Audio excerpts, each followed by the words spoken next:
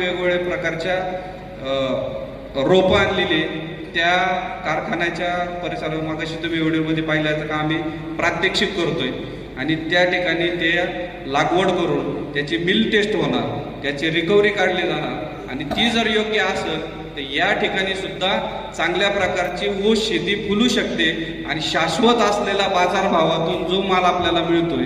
कारण आज जर तुम्ही पाहिलं असेल तर कुठलाही पालेभाज्या असो, फुलं असो किंवा आपल्या तालुक्यामध्ये फळं असतील, जे जे शेतकरी द्राक्ष असतील तर त्याला शाश्वत बाजारभाव नाही. ऊसाशिवाय पर्याय नाही. ऊसाचं जर तुम्ही बघितलं असेल तर 3050 रुपये आपण या वर्षावर पुढच्या वेळेला पण चांगलाच देणार आहे. कमी बाजारभावाला पडणार नाही याची काळजी तुम्ही करू नका. बाजारभाव कुठंच कमी पडणार नाही आणि त्यामुळं शेतकऱ्यांनी जास्तीत जास्त ऊसाचं उत्पन्न कशा पद्धतीने घेतलं पाहिजे. ऊस तर लागवड करतोच पण शेतीचं पण आता विभाजन झालेलं